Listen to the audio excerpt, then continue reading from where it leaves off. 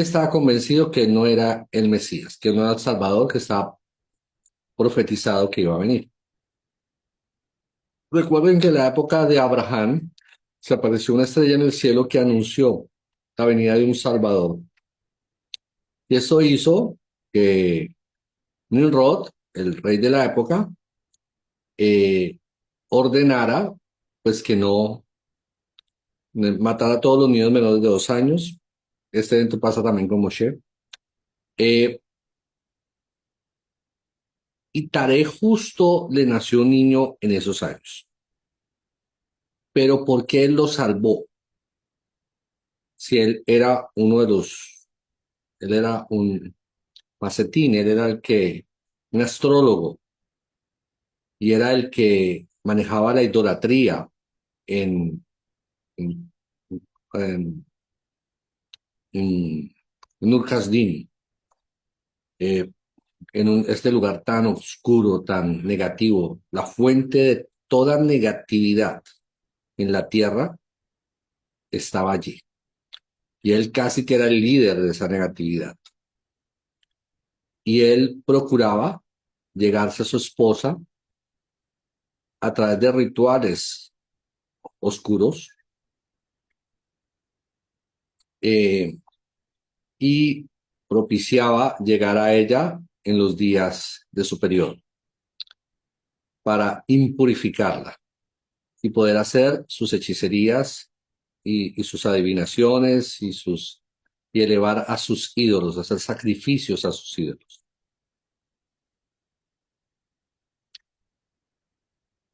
Este mal, ah, ahí voy a hacer un pequeño comercial. Mucho de la negatividad del mundo viene por la acción de hechiceros y de negromantes en la tierra. La hechicería que había en Urkasdin era muy fuerte, pero sabemos que por el trabajo de nuestros patriarcas, esta región fue limpiada. Todavía hay mucha negatividad allí, pero fue limpiada, gracias al paso de grandes patriarcas y de grandes rabanot por estas regiones. Ahora, desde donde se proyecta o donde está el ídolo que manejaba Urkasdin, los caldeos, padres de brujerías de los egipcios, de, de los celtas, de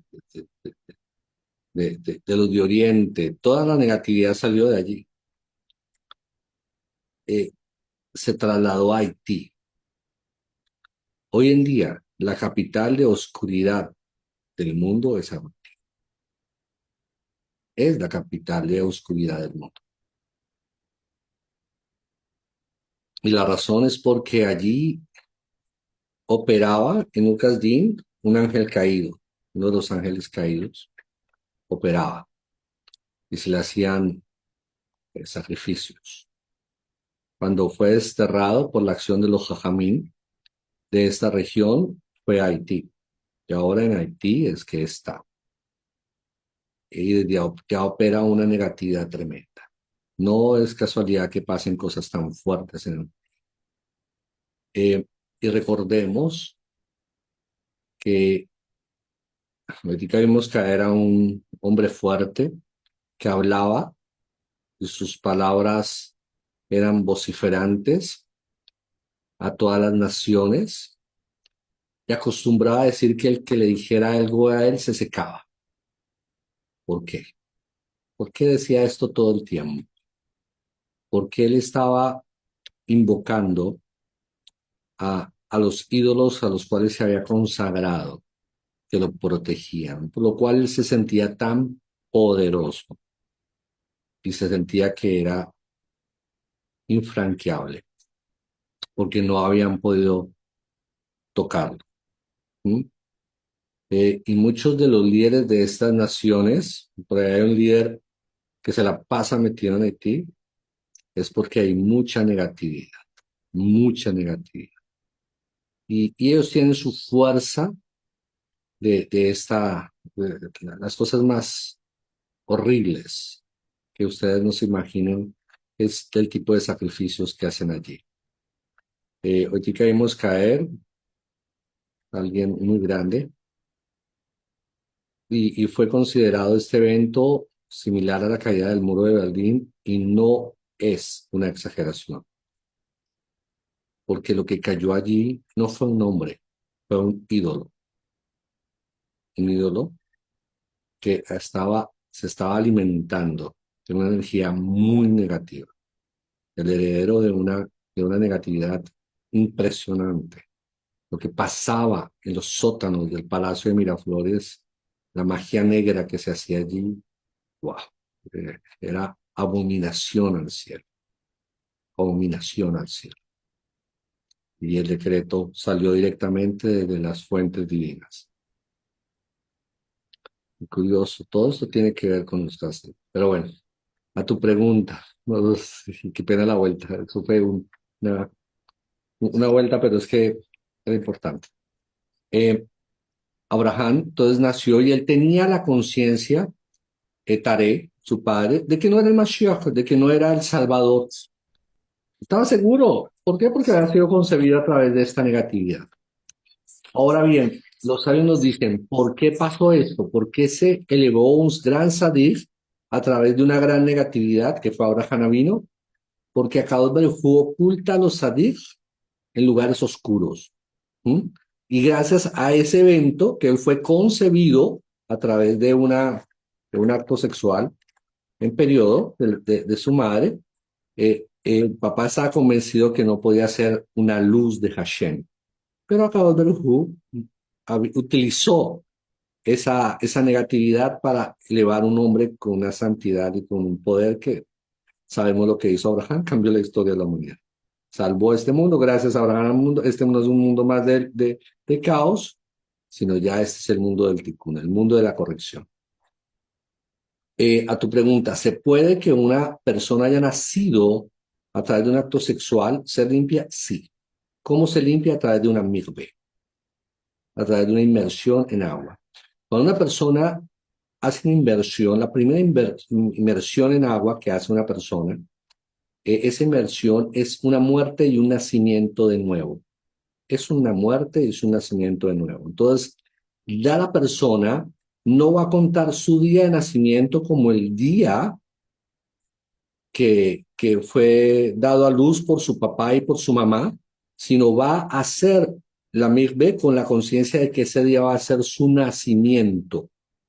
Entonces ya astralmente se le cambia el destino astral y esa persona que fue concebida en un acto sexual de impureza muere y nace una nueva criatura que es concebida a través de la pureza de una mikveh, que es el nacimiento de aguas puras de Hashem. Y así una persona se libera de esta cadena. Y claro que sí, qué buen comentario. Bueno, confío haber contestado tu pregunta. Perdóname las extenso. Eh, Maita Mari, Sí. dale. Maita Mari está levantando la mano. Tengo una pregunta, Roe. Dímelo. O sea que la captura de este señor fue por mandato divino. ¿Es que entendí mal o te entendí bien? No, me entendiste bien. Sí, claro. No, Ay. no hay rey en la tierra que no suba por decreto divino y no hay rey en la tierra que no caiga por decreto divino. Pues yo tengo una pregunta también. Dímelo. Listo. Sí, él es una persona, ha hecho mucho mal y todo. Pero yo veo que el señor Clinton también está en la lista de las personas, perdón la palabra, pedófilos. Entonces, ¿él qué es, Roe? Bueno, Él está en esa lista no, sí, no y estoy diciendo, mira, Y fuera de muchos, eso, para mí creo que él va a exprimir todo el combustible que tiene Venezuela, que es lo que más anhelaba él. es indiscutible, Mari, es indiscutible. Estados Unidos, tal vez si Venezuela no tuviera petróleo, estuviera todavía un dictador sobre esta nación. Ahora bien, eso ¿eso en qué afecta? ¿Sí? Al venezolano de a pie, a la persona que vive en Venezuela. ¿Mm? ¿De qué le servía tener el petróleo? Ay, tener el petróleo, qué chévere. No se lo estaba llevando, no se lo estaba robando los imperialistas americanos. Ah, buenísimo. No tenían agua, no tenían electricidad, no tienen gasolina en Venezuela, señorita Mari, no tienen, ¿cierto? No tienen comida. El salario mínimo en Venezuela es de un dólar, o sea, de 5.000 pesos colombianos. ¿Mm? Por eso vemos este éxodo monumental. Dígame, ¿a quién le sirve que Venezuela sea dueño de su petróleo? Para nada, para nada. Además, recordemos que ese petróleo no está en Venezuela, está en China y en Rusia, que son los buques que están llevándose en este momento para Estados Unidos. Ahora bien, Estados Unidos los va a llevar para Estados Unidos, sí, claro, pero va a pagarle, como lo ha hecho a todos los que le toma el petróleo. Toma el petróleo, pero paga, ¿sí? Les paga. El petróleo que antes salía para Rusia y para China, ¿para quién era? Para alimentar el terrorismo. Recordemos que en Venezuela está Hamas, está Hezbollah, y son células que están infectando a toda América Latina. Estaban siendo patrocinados por el dinero del petróleo. Claro que eso es una negativa. ¿Qué pasa con quienes están en oposición a Donald Trump? No es un santo. Eh, no conozco ningún presidente que lo sea, que lo haya hecho bien, que lo haya hecho mal, que sean sus intenciones puras. Él es un comerciante. Trump es un gran negociante. Él va por el dinero. Pues ahora que yo sí puedo ver que a Venezuela le va a ir mucho mejor con Estados Unidos que con Rusia o China, pero mucho mejor, pero mucho Bueno, mejor. una pregunta, última pregunta. Y esta sí, no, mamita, ya ese tema lo cortamos aquí. Si quieres, lo hablamos tú y yo más adelante. Pero más allá de eso y del tema, cada uno puede tener su posición política. Pero más allá de eso, es un decreto divino, ¿sí? ¿Por qué estos personajes perversos estaban ahí? Ya hemos hablado. Una nación tiene los gobernantes que se merece y una nación es castigada con un mal gobernante. Cuando una nación hace lo malo, le es puesto un mal gobernante. ¿Por qué? Y qué bueno, porque sí nos sirve como, como, como escena de lo que está pasando en Éxodo. ¿Por qué Israel fue esclavo en Egipto? Ojo, porque eran muy buenos. Eran almas muy puras, muy conectadas con Dios, y entonces levantó un faraón, uy, el coco, ¿sí? Como quieras verlo, un Maduro, un Donald Trump, como quieras verlo.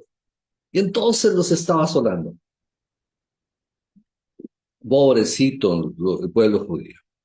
Entonces tuvo que mandar Hashem a Moshe para liberarlos. Los grandes Jajamín, todos en bloque, coinciden en que el proceso de liberación de la esclavitud no fue que el faraón lo soltara, fue que Israel soltara a Egipto, porque los que eran esclavos voluntariamente era Israel Egipto. Los que tenían a sus hermanos oprimidos eran los mismos Israel, eran las mismas almas de Israel, las que estaban oprimiendo a sus hermanos. Eran los judíos que se sentían unos más grandes que otros, o porque tenían mayor posición, nombre, o eran de una familia especial que otra, entonces oprimían a los de abajo. Por eso el proceso de 10 plagas. Y si te das cuenta, es muy evidente. Vamos a ver, hoy tienen para Shavuot y la siguiente para Shavuot, vamos a ver que en un momento Akadosh Baruj Hu, el faraón va a decir, no, lo libero, y viene Akadosh Baruj Hu y dice, no, endureció el corazón de faraón para que no los dejara ir. Entonces uno dice, ¿para qué Moshe se para y le dice al faraón, libera a mi pueblo? Y cuando el faraón va a liberar al pueblo, viene Akadosh Baruj Hu, el mismo creador, y le dice, no, endurece el corazón de faraón, y entonces faraón no deja ir al pueblo. ¿Por qué ese juego? Porque el problema no era faraón, el problema era Israel. Hoy en día es igual. El problema no está en el mundo. El problema está en las almas que están conectadas con Hashem, del trabajo que estamos y no estamos haciendo. Ese siempre va a ser el problema. El proceso es que hay todos, sin excepción, hay muchos que critican el éxodo de Egipto porque cuando los grandes historiadores dicen no existe existe en muchos documentos que Israel estuvo en Egipto. Eso sí aparece. Aparecen Israel muchas veces mencionados en los textos egipcios. Muchas veces. No hay duda de que Israel estuvo en Egipto. Lo que no aparece en ningún texto egipcio es que eran esclavos. Y ahí es cuando muchos historiadores dicen, sí, es que como es la versión de los judíos, entonces ellos son los oprimidos y Egipto es el malo. Pero los indicios y lo que se cuenta en Egipto no es así. Y en eso hay una verdad. Israel no era esclavo en el sentido de que te dan cadenas y te dan que llevar y todo eso que nos cuenta, que te dan que hacer ladrillos y entonces y la paja y todo eso son códigos del hombre trabajando para la carne, para el barro, para el polvo. El hombre desconectado con su parte espiritual, viviendo una vida vacía, solamente procurando riqueza física, solamente trabajando en el aspecto de la belleza o de la riqueza de su vida y no trabajando su parte espiritual. No era que construían tabiques de ladrillos, porque cuando llegan a las ciudades egipcias no hay ciudades construidas con ladrillos, no hay de paja, no existe eso todos están hechos de piedra. ¿Qué construyeron los hebreos? Ellos eran, eso es un código de la Torah para decir, ellos eran los tabiques, los ladrillos que estaban haciendo para adorar a sus dioses. Son las almas, eso es un código para hablar de las almas. Sabemos bien que la Parashá Shmot nos habla de que bajó Jacob con 70 almas a Egipto. Los sabios dicen fueron 72. ¿No? ¿Por qué dice la Torah que fueron 70? No. 70 y Jacob, es decir, 71. Y la Shekinah, 72. 72 almas bajaron a Egipto. Y esto corresponde a los niveles del alma cuando encarna este mundo. Entonces, ¿qué vamos a aprender? Vamos a profundizar esta parashat en el sentido no de un pueblo esclavo bajando a Egipto, sino de un alma que está en el jardín del Edén, que baja a este mundo y se encarna. Y pónganle cuidado, cuando llegó a Egipto fue puesto en Goshen. Recuerdan que Joseph era amigo del faraón y se querían y había una fuerte conexión con el faraón. Y el faraón le dio una región que era un paraíso en Egipto. Y que era una región donde estaban allá los animales sagrados, las vacas, los que eran sagrados para los egipcios, no los sacrificaban. Pero como esa tierra era de esos animales y Israel sí eran pastores de ovejas y de ganado, entonces se le entregaron esa región para que pudieran trabajar allí y tener sus ganados. Y era un paraíso y era un lugar infranqueable en todo el proceso, aún en la época de Moshe Rabbeinu, esta región no fue esclava. Y hay que entender una cosa, ni siquiera en este estado de conciencia fue esclava.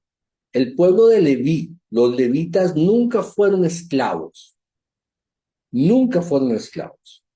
porque todos los que habitaban la región de Goshen y estaban conectados con Hashem y con Jacob y con Goshen, no recibían esclavitud. ¿Quién recibió esclavitud? Los que salieron de Goshen, los que se dejaron de guardar Shabbat, los que dejaron de conectarse con Hashem y fueron y gustaron de la vida de Egipto. Gustaron de las pasiones de Egipto, de los licores de Egipto, de la vida abierta de Egipto. Egipto era un desenfreno de sexualidad, de licores, de drogas. Las drogas eran muy fuertes en Egipto. Había alucinógenos muy fuertes y se hacían idolatrías y orgías con drogas, con alucinógenos. La gente tiende a pensar que el tema de las drogas es algo moderno, es algo más antiguo. Había un desorden tremendo y mucha intelectualidad porque la gente estudiaba mucho, pero cosas de este mundo, cosas desconectadas de Hashem. Porque recordemos que podemos estudiar y ser doctos en algún aspecto del mundo práctico, de una ingeniería, de alguna biología. Eso no tiene una medicina. A cada uno le encanta el conocimiento, pero conectado con él, no desconectado con él. Y eso es lo que Egipto se hizo muy bueno. Se hizo muy fuerte en el conocimiento, por eso vamos a hablar más adelante de la Biblioteca de Alejandría, que era un compendio de conocimiento de la era del diluvio. Tenía libros atlantes en la Biblioteca de Alejandría y el conocimiento de ángeles, de los que bajaron de los cielos a enseñar conocimiento a los hombres. Son eran cosas increíbles lo que había en Egipto. Pues era muy atractivo al pueblo judío, era muy atractivo a todo Israel decir, wow, qué chévere todo esto. Conocimiento, poder, dinero, abundancia. Kosher era un paraíso, buen alimento, comida kosher, tefilá todo el tiempo, conexión con Hashem, pero pues todo ese tema de dinero, de abundancia, de grandes carros, de casas lujosas, de últimas tecnologías, pues no era tanto, ¿no? Porque era un pueblo dedicado al servicio a Hashem. Entonces, poco a poco, unos israelitas fueron saliendo, hasta cuando cubrieron todo Egipto. Entonces, eran esclavos. ¿Eran esclavos de qué? ¿De un látigo que los cogía a golpes? No. Eran esclavos de sus pasiones, eran esclavos de sus deseos, eran esclavos de sus vicios, eran esclavos de sus malas doctrinas, de sus argumentos, eran esclavos del vacío, de una intelectualidad desconectada del creador. Todos conocemos a gente muy sabia, muy estudiada, pero totalmente desconectada del creador. Y esto les da un vacío. Saben tanto, pero son vacíos. Es una caja vacía y se les ve en sus ojos. Y de eso estaba lleno. Y de gente dedicada a los placeres. Salir, emborracharse, rumbear, acostarse con uno y con otro. Donde la persona tuviera más sexo era mejor vista, era más grato. Esa era una esclavitud en la cual todo lo que tuviera que ver con Hashem estaba, wow, era exaltado. El homosexualismo, más que permitido, era casi que obligatorio. Van a Vamos a ver una cosa muy dura que había en la esclavitud de Egipto. Y era que estaba prohibido hacer lo bueno. Prohibido, era ilegal hacer lo bueno. Yo puedo decir, qué duro, ¿no? Y eso lo vamos a ver más adelante. Bueno, lo vimos en la historia de Sodoma y Gomorra, de Sdom, de Sdom, cuando llegan a Sdom. eh, ¿Por qué iban a violentar la casa de Lot para sacar y matarlo? Porque había violado la ley. ¿Por qué había violado la ley? Porque había sido suplicio, porque había ayudado a extranjeros. Estaba prohibido ayudar a extranjeros, prohibido. Al extranjero tenían que maltratarlo, tenían que humillarlo. Ahora ahí estamos viendo a gente maltratando extranjeros, ¿no? Está prohibido, está prohibido hacer justicia, hacer lo bueno. Era ilegal. Ayudar a una persona era ilegal. Hacerse de acá, darle una comida a una persona en la calle era un delito. Que la persona iba a la cárcel por hacer ayuda a otra persona. Esta semana pasó un evento muy curioso. Bueno, eso pasó meses atrás, pero el juicio salió, los dictámenes esta semana y eh, un- un- una mujer iba pasando la calle mirando el celular, eh, no miró y venía un carro a gran velocidad y un hombre que estaba al otro lado la vio y corrió y la tomó y atravesó la calle y la salvó literalmente en cuestión de fracción de segundo, le salvó su vida. Esa mujer lo demandó porque según ella había violado su espacio personal y que él tenía que haberle dado pedido permiso, ¿cierto? Cuando esto llega a un juez, el juez se enoja y dice, ¿qué te pasa? Te salvó la vida. ¿Mm? ¿Cómo va a ser? ¿Cómo vas a demandar a este hombre que te salvó la vida por eso? Y no retoma el caso, pero esta gente insiste, llega a donde otro juez, que se sí toma el caso y sí dicta una sentencia contra este hombre, el cual está obligado a exponer y a pedir perdón públicamente a esta dama, o si no va a la cárcel por haber violado su espacio interior, personal.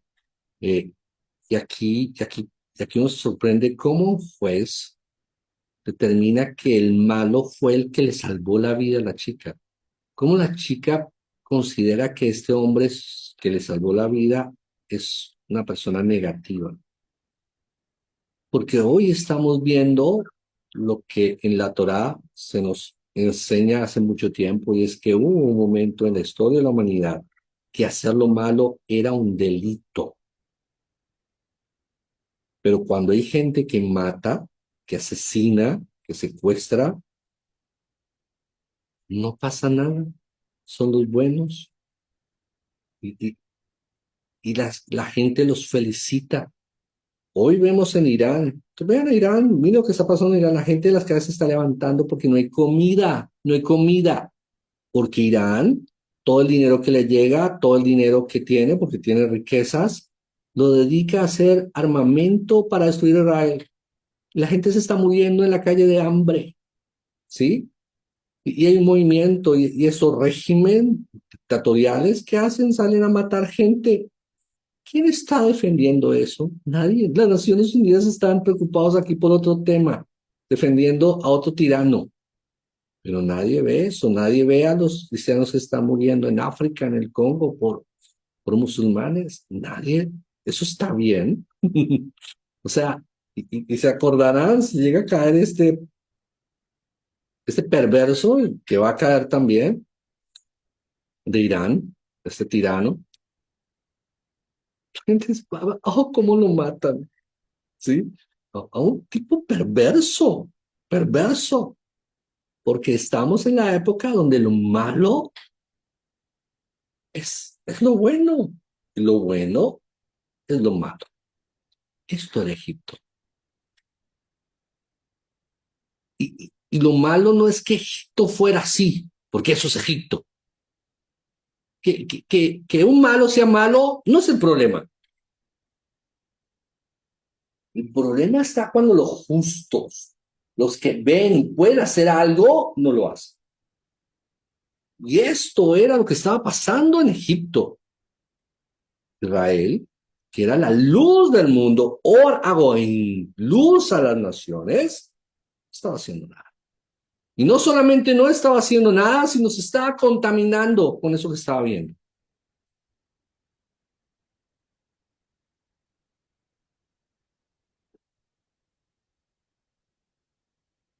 Cuando te acostumbras, hay una alajá muy extraña en la Mishnah, y es: no hay que vivir junto a vecinos malos, ¿sí? Por lo cual siempre las comunidades judías terminan muy cerradas, ¿no? Con solamente judíos cercanos. y esto parece como algo negativo, pero eso tiene su razón. Pero el fondo de esto es que cuando tú ves a alguien haciendo lo malo y lo ves seguido, llega el punto en que lo normalizas. Esto lo aprendemos cuando murió Jacob. Cuando murió Jacob, llega, como Joseph había prometido, coge las carrozas, eso lo aprendimos en la pareja pasada, coge las carrozas, se devuelve, van a Israel, pues a Mejata Mapela, a enterrar a su papá, y llegan allí y sale Esab, ¿no? Sale Esab. Esab sale, no, ¿qué te pasa? ¿Cómo van a enterrar aquí? Jacob, él hizo enemistad con Jacob, ¿no? Supuestamente ya estaban en paces, pero ahí se ve que él todavía tiene una raíz de amargura. No, no, aquí no, no va a permitir entregar a Jacob. Entonces, claro, Joseph y los hermanos eran muy de diálogo, eran muy condescendientes, entonces entraron ahí en una discusión, pusieron el cuerpo de Jacob ahí en el piso y empezaron a discutir, mira, por esto, legalmente, ta, ta, ta, ta, ta, ta. Y había un hijo de Dan que había nacido sordo, tenía un problema de sordera, no oía. ¿Mm? Y entonces él venía llegando con todo el campamento, porque era una caravana muy grande, y ve a Jacob en el piso, ve a Jacob, a su abuelo, a su patriarca, a su alma elevada en el piso. ¿Qué pasa? Sí. Y cuando se da cuenta, ve que es que hay un hombre allá, un tipo ahí que no sabía quién era, nada. Era Sab, obvio, pero él no sabía quién era. Y estaba impidiendo que enterraran, que lo pusieran en Meata Mampera. Entonces llega Dan, dice que es el hijo de Dan, llega el nieto de Jacob, el hijo de Dan. Era un nieto de Dan, no era un hijo, era un nieto de Dan. Y tomó una espada, le quitó la cabeza. ¿Sí? Y todos quedaron como, wow, ¿qué pasó? Sí. La cabeza de Sab rodó, entró a Meata Mampera, el cuerpo cayó lejos y pudrió. Y todos se quedaron como, ¿qué pasó? O sea, imagínate, era un ejército, ¿no? No era solo ahí solito, era una nación. Ya en ese momento no era Sab, era Dam, era una nación. Eh, entonces viene este nieto de Dan y le pregunta, ¿qué hiciste? Porque entonces, yo no escuché, yo solamente vi que mi patriarca estaba siendo execrado. Él era un sadik, él tiene que ser enterrado inmediatamente, porque así lo dice la Alajá.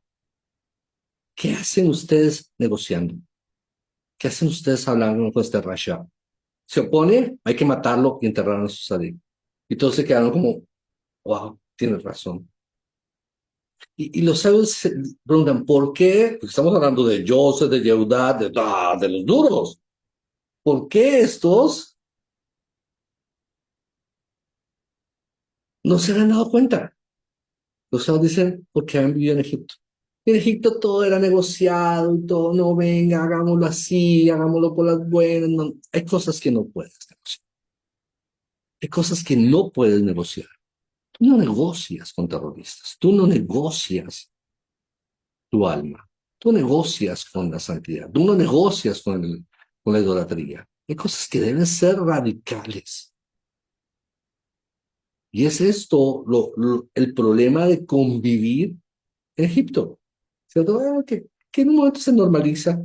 Mira, esto fue hace cuántos años y ya estaba impregnando ese pensamiento Israel.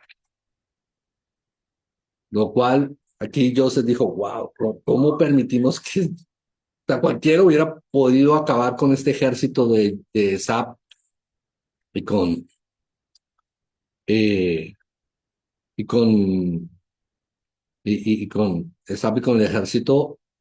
¿Por qué nadie hizo nada? Porque estaban acostumbrados a eso. Ay, no, hagámoslo las buenas. No, no, no, no, punto. Hay cosas que tenemos que ser totalmente inflexibles, porque si no nos acostumbramos.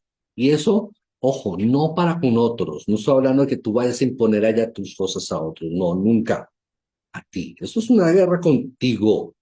La esclavitud es interna, la libertad es interna. Tú no puedes negociar con el Yetzirah. Tú tienes que ser totalmente fuerte en tus decisiones cuando decides cambiar.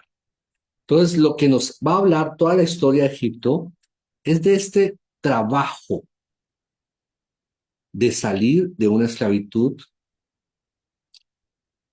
garrafal, pero no es una esclavitud física, es una esclavitud intelectual, emocional. ¿Por qué la gente sufre de depresión? ¿Por qué hay tanta gente deprimida en el mundo? ¿Por qué hay un problema de ansiedad? Eso es Egipto.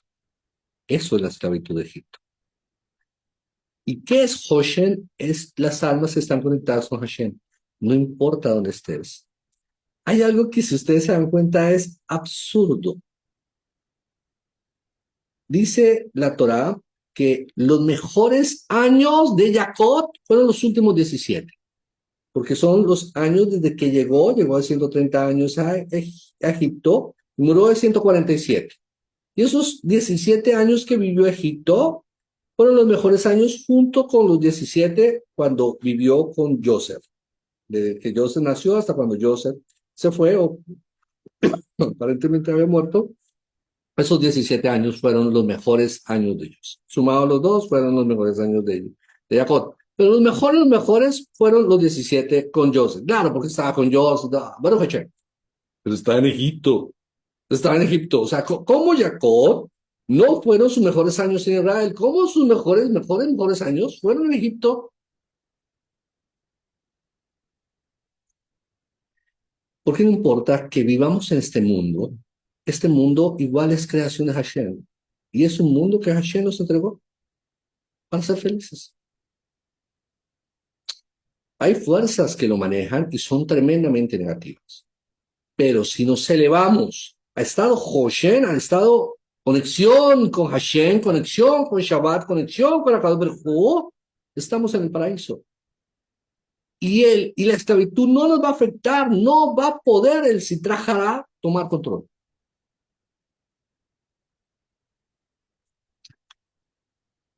Nos podemos preguntar, ¿por qué si Haití tiene esta persona, este ser tan negativo? ¿Por qué si hay tanta negatividad aquí? ¿Por qué por qué Akadosh Baruj Hu no ha intervenido? ¿Por qué no ha sido destruido? Porque justo hay una República Dominicana al pie. Están pegaditos, muy cerquita el uno del otro. Y es bien sabido que esta nación es una nación conectada con el Akadosh Baruj Hu. Una conexión impresionante. Son almas que aman al Creador de diferentes formas, pero hay una conexión. Es un pueblo increíblemente espiritual. Y esto genera un campo de protección que al final también está beneficiando a Haití. Contiene el mal, pero también trae misericordia. ¿Por qué? Porque la luz del Creador siempre es luz para con todos. Y así funciona el mundo espiritual. Tú haces un campo de protección alrededor tuyo dependiendo de tus acciones y de tu conexión con el Eterno. Ese campo es tu paraíso. Puedes estar en Egipto, estás en un paraíso. Por lo cual el problema no era Egipto, no era el faraón, porque cuando nos habla la Torá en el Char, en la parte literal, parece que fuera el faraón. Claro, si un faraón, ahora se levantó un faraón que no conocía a Joseph, entonces ahora se hizo malo y entonces pobrecito Israel terminó siendo perseguido. No, Israel se separó de Jacob. Israel salió de Goshen. Los levitas no sufrían una esclavitud. ¿Por qué? Porque ellos estaban en Goshen, ellos estaban alabando a Kadosh Baruj Hu. Ellos estaban cumpliendo con lo que habían quedado. Y al final el faraón cumplió, dijo, no toco a los que están en Goshen, y no los tocó. El concepto es siempre, la gente se molesta, ¿no? Es, ¿por qué hay un pueblo escogido? ¿Por qué Akadosh Baruj Hu hace asociación de personas? ¿Por qué escogió Israel? No, Israel, Akadosh Baruj Hu no escogió Israel, Israel no escogió Akadosh Baruj Hu. Hay muchas almas, son judías, tienen Israel, no les interesa Akadosh Baruj Hu. ¿Son escogidos? No, porque lo que lo hace escogido es que tú escojas a Akadosh Baruj Hu. Tú escoges a Akadosh Baruj Hu.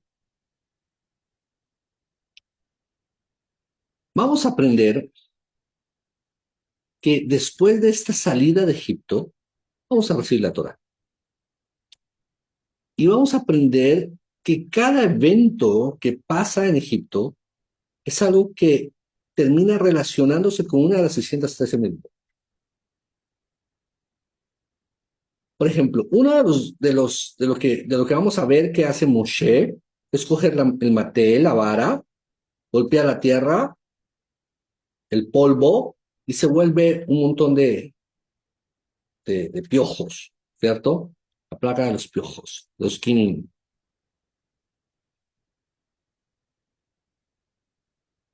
¿Por qué él hizo esto? ¿Recuerdan a Abraham vino? Abraham vino cuando salió a pelear con los cuatro reyes, que habían sido los cinco reyes, o sea, que eran los reyes que eran dueños del mundo, porque habían sido todos los reyes de la tierra, solo había nueve reinos en el mundo antiguo, y se dividieron cuatro y nueve, y cuatro derrotaron a los cinco, entonces quedaron esos cuatro siendo muy poderosos, y marcharon ahora contra Abraham. Y sabemos que Abraham peleó con su ángel, lo acompañaba y él tuvo la victoria. Pero una de las armas que utilizó fue que él golpeó el polvo. Él cogía el polvo, no lo golpeó, él cogía el polvo, la mano, y lo lanzaba a los ejércitos, y cada fracción de polvo, cada molécula de polvo se convertía en una saeta, en una lanza o en una flecha contra los enemigos, y por eso podía una sola manotada de polvo, imagínense cuántas saetas lanzaba, miles, y acabó fácilmente con un gran ejército. Qué poder tan chévere el de Moshe Rabbeinu. No va, polvo, puta. Acabó allí con grandes ejércitos. Y lo que hace Moshe es tomar esa luz que ya estaba en Israel, y ahora hace la tefilá, y convierte cada polvo en una lanza pequeña, en un piojo, para afectar a los egipcios. Fue el mismo poder. Pero ese poder, ¿en qué se convierta después? Después se convierte en la misbot. Abraham dijo: soy como el polvo de la tierra. El polvo. ¿Sí? Viene un mandamiento de la Torá, y es un mandamiento curioso, ¿no? El de la mujer sotá, de la mujer adúltera, de la mujer promiscua. Y es el polvo que convierte las letras de esta tablilla con que se escribe la maldición, y ahora se limpia y sale de ese polvo, y con ese polvo ella bebe las aguas de ese polvo. Y esas aguas, ya lo veremos en esa parasha, bueno, ya lo hemos visto varias veces en esa parasha, lo que esto significa, pero esto viene y juzga a la persona. Y si la persona es culpable, si la mujer era culpable, entonces le salían gorditos y se le escurría la piel. Si era inocente, rejuvenecía, se ponía súper bella. ¿Mm? Físicamente había una afectación en su cuerpo. Los sabios nos dicen que fue el mérito de Abraham y de Moshe Rabbeinu en las acciones lo que generó esta misbod, que ahora, cuando tenemos acceso a este mandamiento, tenemos acceso al poder que está en el pueblo. ¿Sí ven cómo funciona? Entonces, vamos a aprender una serie de situaciones, de eventos que están conectados uno con otro, y que parecen, es cuando estamos leyendo esas misbot, decimos: "Ay, la ley de la mujer sotá, y entonces comer esta agua con esa maldición". No, ahí se está activando un poder sobrenatural, poder que nuestros patriarcas nos entregaron, y las acciones que hicieron. Ellos tuvieron el mérito para elevar una luz increíble, que ahora tenemos acceso a ese poder a través del cumplimiento de esta misma. Entonces, esta misma no viene a castigar a la mujer sotá, no viene para que tú vengas a juzgar a otras mujeres y decir: ay, tú eres una ramera, porque he visto varios haciendo esto con esta misma voz. Yo digo: wow, qué ¿Cómo no entienden que esto es algo mucho más profundo? Esto tiene como propósito activar el poder de la Torah, de destruir el mal, no solamente que está dentro de nosotros, sino también el que viene a perseguirnos. Y a través de esta energía, por ahí lanzaron también avispas, a enemigos, y bueno, con esta misma. ¿Sí? Es, es una forma para activar esta misma. Tiene muchas formas de ser usada. Es una arma de protección para Israel. Baruch Hashem. Habíamos hablado ya de cómo afectó la relación de los dos hermanos, de Abraham, de Moshe y de Aarón, perdón, y cómo se amaban, ¿sí? ¿Cómo se amaban? Y esto fue el punto que restauró a Israel, el amor entre los hermanos. Lo que hace Israel ser Israel no es su capacidad de acceso a Torah, es su conocimiento, es el amor entre los hermanos. ¿Por qué fue escuchada? Como Chato estaba diciendo al principio, ¿por qué fue escuchada la tefilá? Cuando era un pueblo que se había dispersado, que se había asimilado en Egipto, que estaba haciendo práctica con los egipcios. ¿Cuál fue el mérito más grande que ellos tuvieron? Que estaban guardando la Torah. No se dice, pero ¿cuál guardaron la Torah? Si estaban allá metidos haciendo todo lo de los egipcios. ¿Qué estaban guardando? Se amaban entre ellos. Y el que se ama entre los hermanos está cumpliendo todo. Ellos no perdieron el amor. Uno que otro sí, porque había unos hay que oprimir a sus hermanos, pero el pueblo en general no. Y este fue el mayor mérito que hizo que ellos, que Akadosh fue escuchar a la tefila. Moshe Rabbeinu, sabemos que sale a los 18 años del palacio. Se entrenó en todo el conocimiento egipcio. Sale a los 18 años, sabemos, huyendo de la justicia porque había matado a un egipcio, que ya habíamos explicado que esto fue con un nombre de Hashem que nombramos en la tefila, una forma para generar un campo de protección. Cuando comenzamos la tefilá y terminamos la tefilá, hacemos este nombre de Hashem para traer protección a nuestra vida contra energías negativas y densas. Y este nombre fue el que utilizó, mató al egipcio, lo acusaron sus propios hermanos, porque ahí ya se estaba rompiendo este tema del amor al prójimo, por lo cual había un afán de Akadosh de liberar a Israel, porque ya estaban perdiendo el mérito que tenían, era amarse unos a los otros. En la época cuando nació Moshe, en la época cuando volvió, ya esto se estaban dando durísimo unos con otros. Eh, Moshe sale y se va a Cush. ¿Mm? Se va a Cush. Eh, y allá nos enseñan y dirás que él estuvo 40 años. Y estuvo allá en Cush, ¿por qué?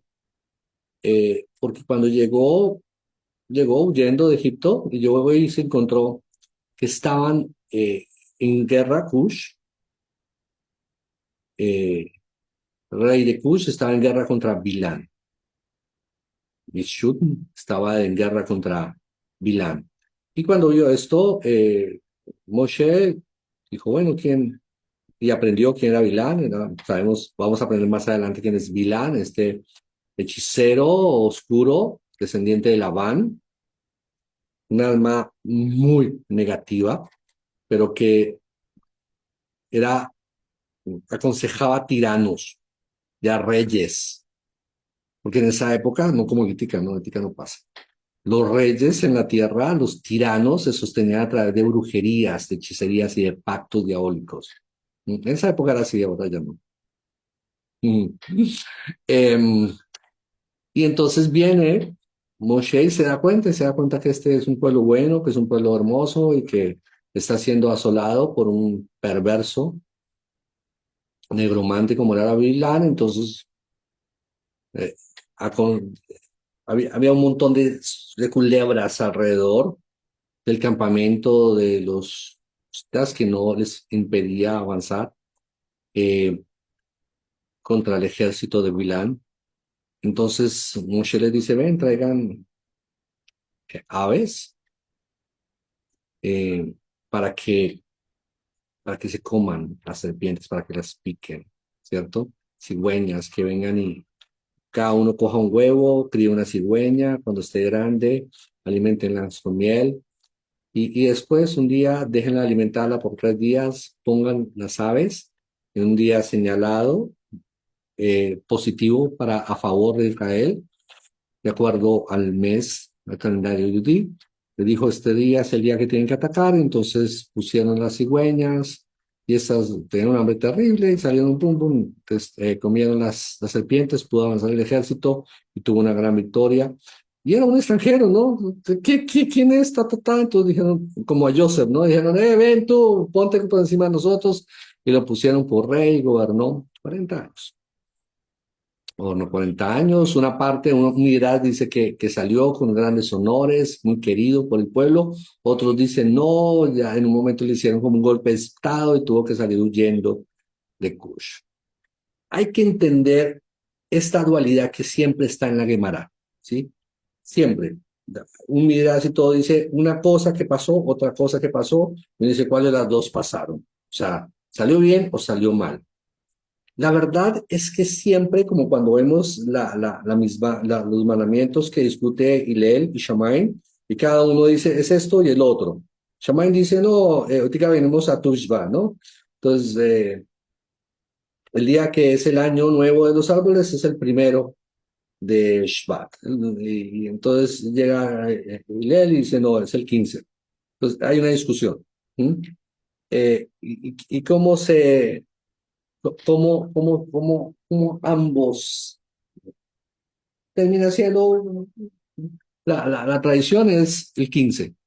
Pero entonces, ¿qué pasa con lo que dice Shammai? Shammai se equivocó, era un gran sabio. ¿Y cómo un gran sabio están tan pensando diferente? Porque literalmente uno lo está viendo desde los cielos, otro desde la tierra. Ambos están viendo lo mismo, pero entonces no pasa al mismo tiempo. Literalmente, lo mismo pasó con Moshe. Moshe, había gente que lo quería, que lo veía como un gran líder y lo amaba. Le dieron grandes honores. Y cuando se levantaron unos que querían como usurpar el trono para matarlo, dijeron, ya terminó tu tiempo, tú tienes un llamado para irte a otro lado, porque alguien sabio también había allí.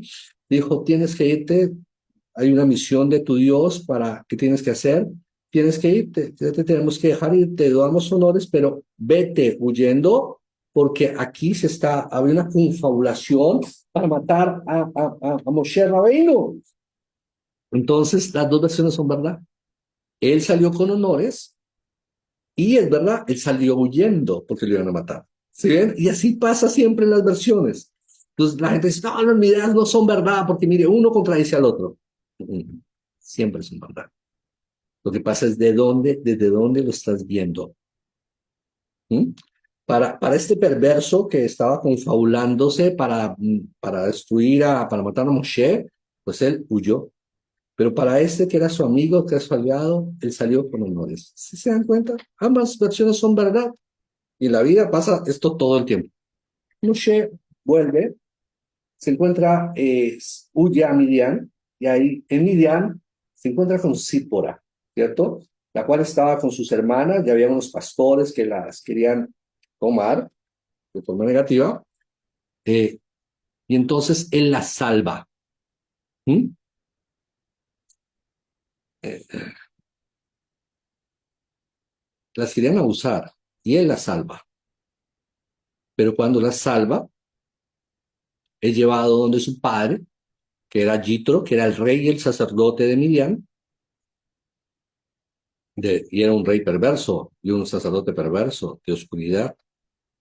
¿Mm? Y es curioso, porque cuando él llega al campamento, pues a la ciudad de Midian, había la vara, ahí es donde Moshe saca la vara, ¿recuerdan? Él llega a la ciudad, porque las hijas le digan, ven, vamos a llevarte donde nuestro padre, porque nos salvaste la vida.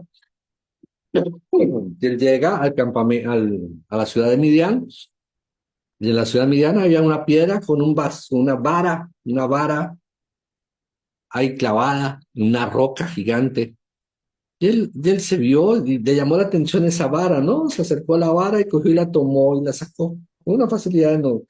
Y todos se quedaron, "Guau, guau, ¿quién eres tú?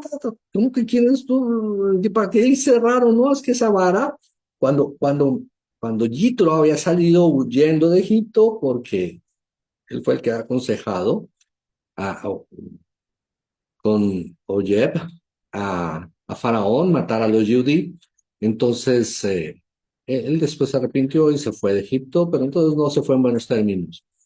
Pero se robó la vara del faraón, que era la vara que le había quitado el faraón a Joseph, que era la vara de Jacob. ¿Recuerdan? Ta, ta, ta, ta, ta. Esta vara por eso llega a manos de Yitro. Y Yitro cuando llega a Midian, llega, oh, mira, son poderosos, tengo esta vara, que es la vara que hace milagros y señales, y se está apoyando hacia una piedra, y la vara coge y se sumerge en la piedra, y él después la va a sacar y nadie no la puede sacar, y luego empiezan a venir muchos hombres, porque todos querían la vara muy poderosa, y nadie la podía sacar, y pues había pasado eso años atrás, y muchos habían intentado, y esta vara la que coge Moshe, la come, y la toma en su brazo. De lo cual, lo que es tuyo nadie te lo quita. ¿Sí? A veces peleamos porque me quitaron tal cosa, porque alguien se quitó con este mérito. Si es tuyo nadie te lo quita, va a llegar a tus manos. Algo que sea lo que sea. Es increíble cuántas veces peleamos por algo, por alguien. Cuántas veces queremos hacer que alguien haga algo. Peleamos, y hacemos, y buscamos. Mira, si no es, no es. Y si es, no lo vas a poder evitar. Entonces, la vara estaba en la mano de Moshe, y todo, wow, tú sales Jitro, wow, ¿quién es este tipo? Y ahora viene, sus hijas le dicen, nos salvó la vida, y yo, wow, wow.